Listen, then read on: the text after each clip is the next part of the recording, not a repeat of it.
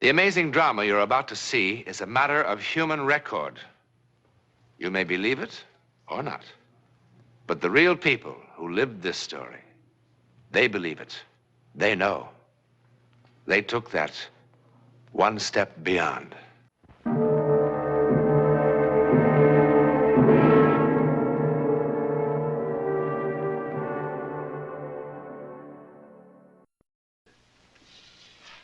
Here in this warm, secure London house, early April 1912, began the bizarre and untold chapter of a news story that would soon stun the civilized world. In this library was an unread book. Coming events cast their shadows before them. Maybe. Remember this book. We'll come back to it later. It might shock you.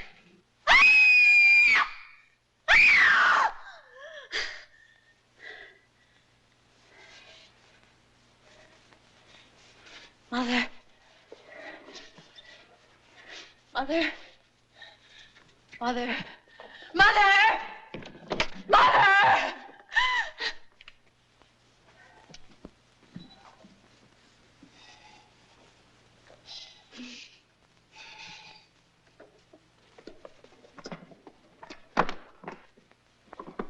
What is it? What's wrong, dear? It was water. Dark water. I was drowning. I couldn't swim anymore. I was drowning. Oh, you've just had one of those old-fashioned nightmares. Oh, no. I don't blame you. All this excitement about the wedding. No wonder. Eric was there. And I couldn't find him in the dark. And the water closed in over me. What does it mean? Nothing. Absolutely nothing. And in 4 days you'll be married and in Switzerland on your honeymoon. The happiest bride that ever was. And you can't drown in Switzerland. Nobody ever does. All they do is bang into trees on those foolish skis. But drowning? No. It was all so clear to me. And I could feel the water. It was like ice. Now, if you must dream, I order you to dream only pleasant things. Eric, your wedding dress, and how happy you're going to be. Promise? That's better. Now, come on back to bed. But I couldn't find him. I couldn't find him. Now, that is enough, darling. And I shouldn't worry Eric with this. He's been trying so hard to make everything wonderful for you. There. Now. Good night, dear. And no more nightmares.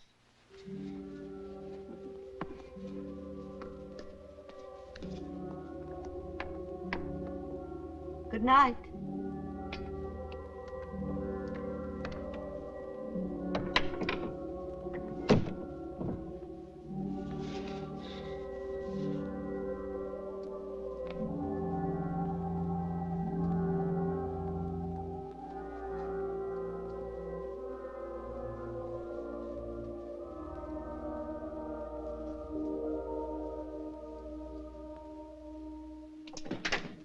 Good morning, Emily.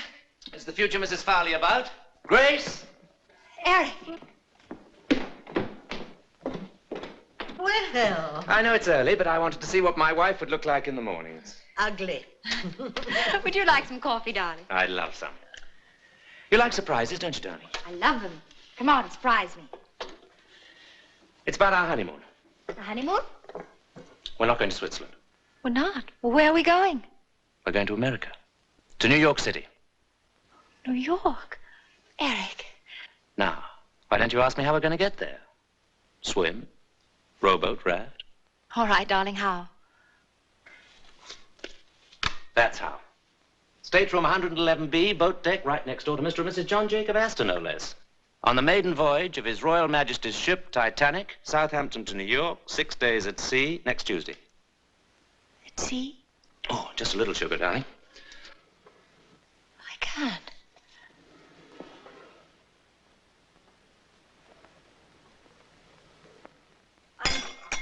can't believe it. I can hardly believe it myself, but the office has connections.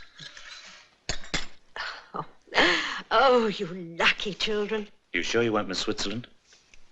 Oh, Switzerland will keep. But the Titanic, our honeymoon, that's once in a lifetime.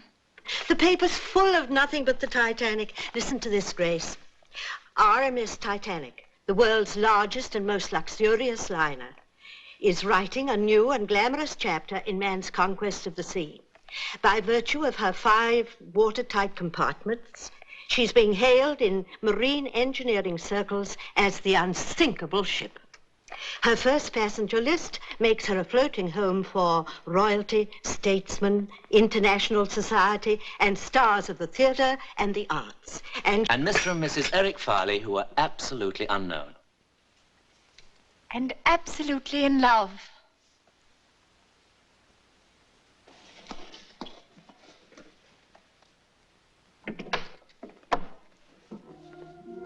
Grace.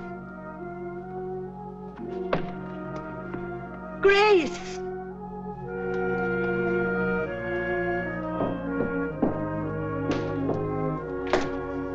Grace, what is it, darling?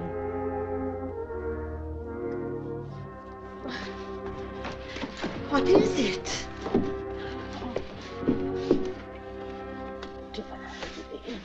Mustn't. We can't go on that ship. It happened again. I dreamed. Now, darling, I do wish you wouldn't. I saw the sea, the cold sea. Oh. There were people struggling in the water. Really? Sinking, dying. Grace. And then a huge ship slid down. Down.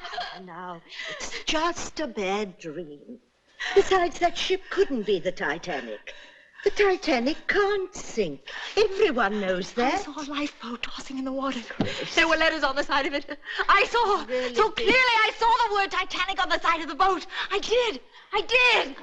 I did. I did. I did. I did. I did. Just what I've always wanted. Only my own dear Aunt Agatha would have guessed. Have you ever kept birds, my darling? No, neither have I. You ever thought of keeping birds? Neither have I. And by all means, write dear Aunt Agatha and tell her she's made us very, very happy. I will.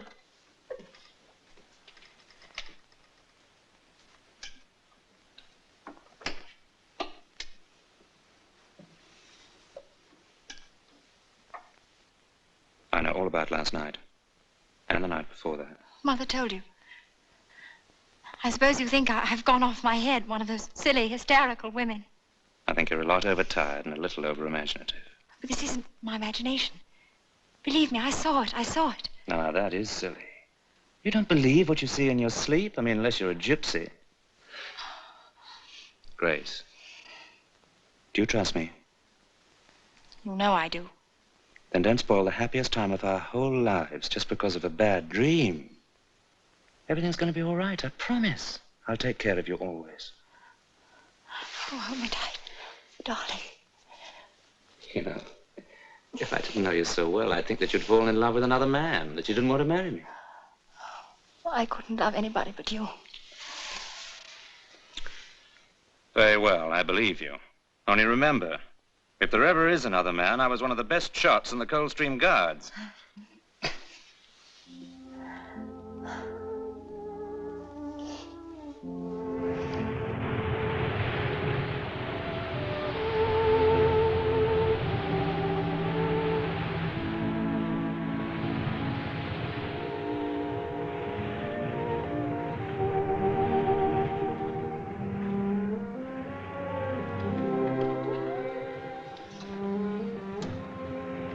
Are you asleep? I think I will keep a bird after all. I beg your pardon. That would please your Aunt Agatha, wouldn't it? Terribly. Did you have any particular species in mind? Oh, a lovebird, of course. Oh, naturally, lovebird.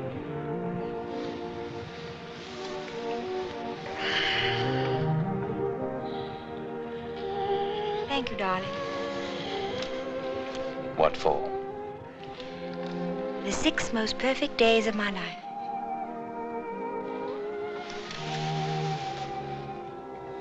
How lovely you are. And very young. There'll be even better days.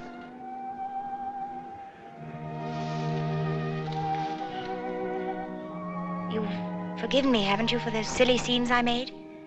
I've forgotten the whole thing. I'm glad. Such awful, ridiculous dreams. It wasn't a dream at all. I was wide awake when I felt there was something wrong with the ship. Quite wrong. I know you'll laugh. And I don't blame you. I was in my cabin this afternoon. I imagine it was around 4 o'clock when I heard this terrible sound. What kind of sound? It was a terrible grinding sound, as though the ship had suddenly struck some immovable object. The whole boat seemed to tremble with the impact. Tell me, by any chance, did you hear anything or feel anything? No, I heard nothing like that, I'm happy to say. You know, it's probably your imagination, or more likely, indigestion. Now, why don't you see the ship's doctor? He's a good man, I'm told. Oh, I'm all right physically. It's just that for the first time in my life, I'm afraid. I'm afraid even for the next few hours. I don't know what I'm afraid of. It's as though something in my soul. You know, if I weren't such a hard-headed realist and I were at home, I think I'd call on my minister.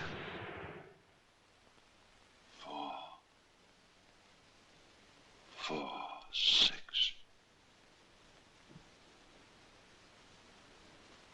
4, 6.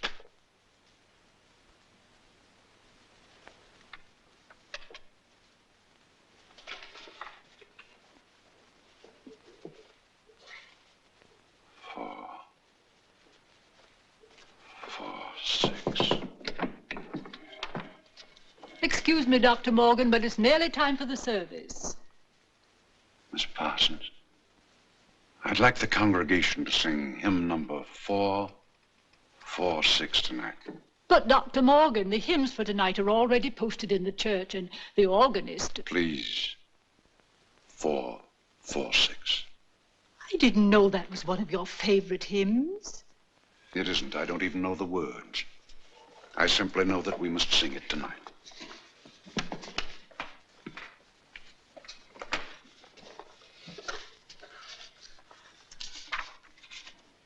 Hear, Father, while we pray to thee for those in peril on the sea. Better we should be praying for our farmers after a winter like this.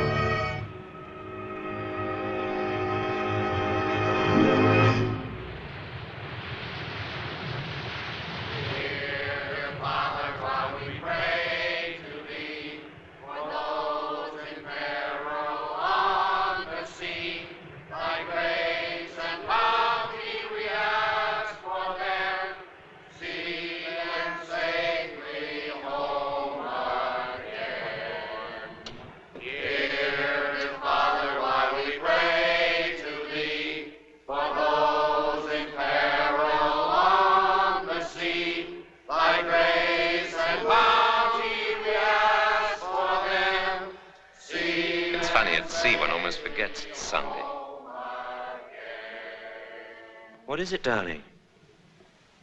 Nothing. You're cold. Come to bed.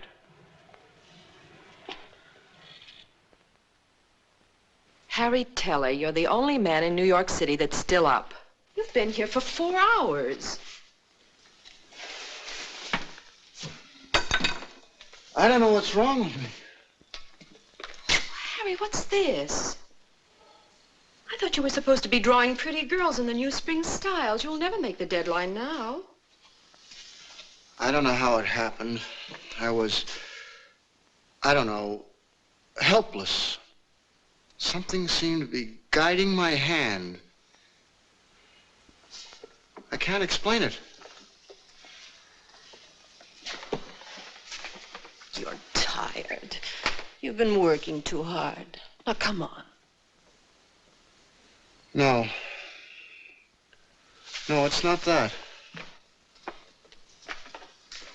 Harry, let's go to bed.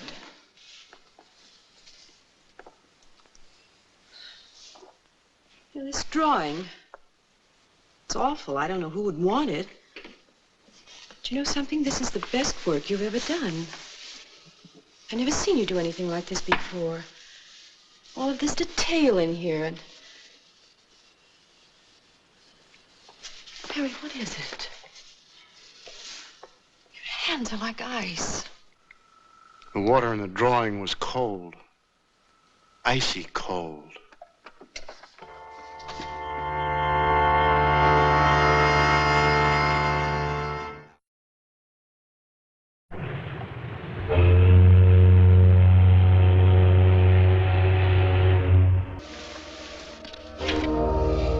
What the devil are you doing?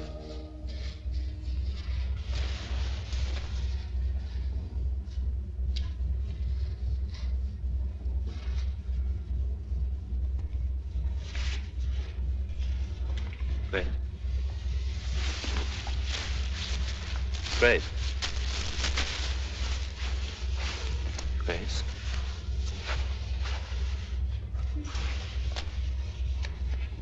Grace. What happened? What's the matter? Everything's all right now. You come back to bed. I don't understand. I was sleeping and someone was screaming, hurry, that we need warm clothes. And I must... What's wrong with me? I must be losing my mind. Oh, I'm losing my mind. Darling, you're driving me out of mind, you know. Look, I'm not John Jacob Astor or a member of the nobility. I've saved for 2 years for this trip, wanting it to be a perfect honeymoon, and to have it spoilt by such childish nonsense. Oh, I'm sorry, Eric. I'm sorry. All right, darling, you're forgiven. I just don't make a habit of pitching my best clothes on the floor.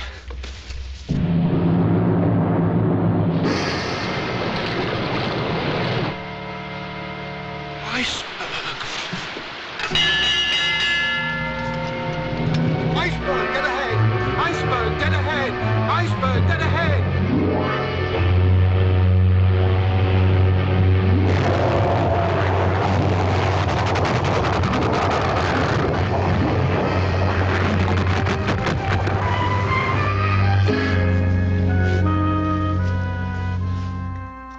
Engine seems to have stopped.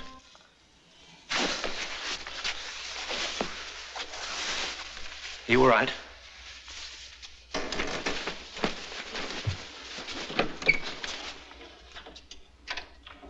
Oh, Stuart. Sir? The engine seemed to have stopped. What was it? There was some report of an iceberg, sir. The captain stopped the vessel, sir, just to be on the safe side, you know. What an incredible ship. What service. They run out of ice at the bar, so what happens? We hit an iceberg. Good fresh ice. That's what I like. It's all over the deck. Have a drink, chum. No, thank you. Never seen an iceberg, darling. Shall we go and have a look? That's a good idea. We'll wrap up good and warm. Captain's orders, go to your lifeboat station. Please dress warmly. Now, there's no need to panic. Just take it nice and easy. It's just a precaution, darling. Remember what the captain said tonight? The ship that nothing in the world could sink?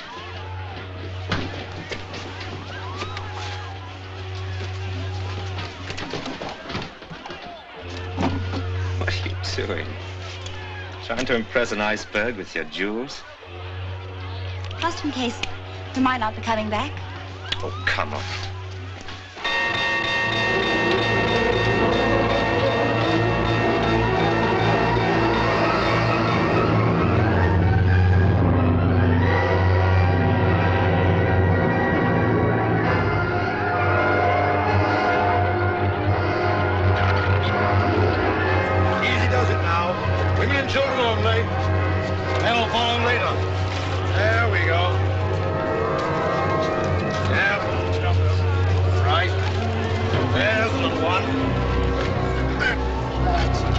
Here's young fellow. Take care of him, will you? Yes, sir.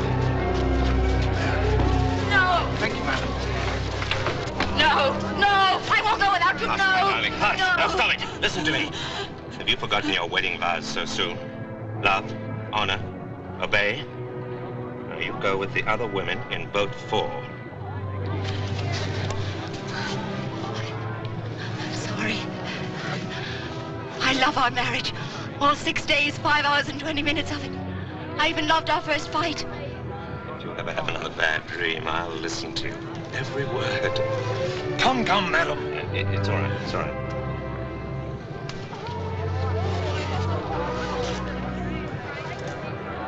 Good night, my love.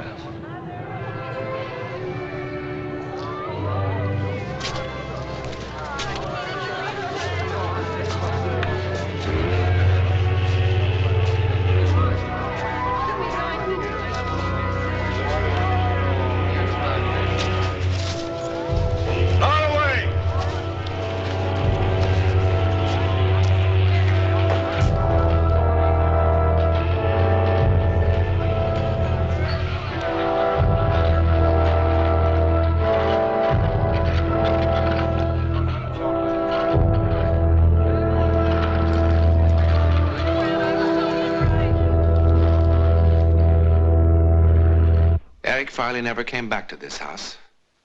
Over 1,500 people perished that dreadful night aboard the Titanic. Eric Farley was among them.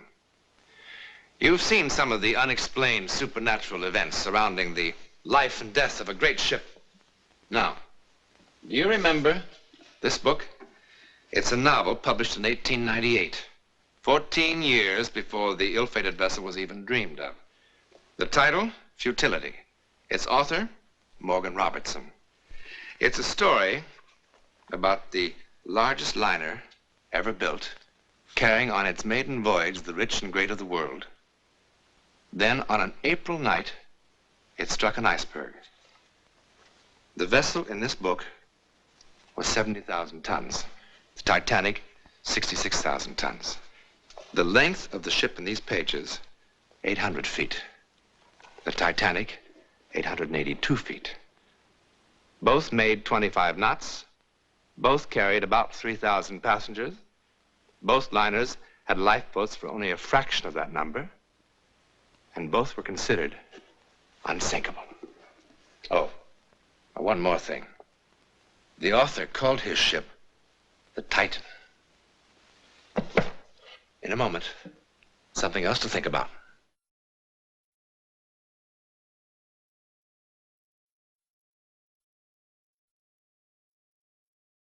This is the ticket that carried a passenger, Arthur Douglas by name, from New York to Chicago on a fantastic excursion into terror. Now, if you were one of the passengers on the train that night, we'll thank you to keep your secret until next week, when a perfectly normal man takes that one step beyond.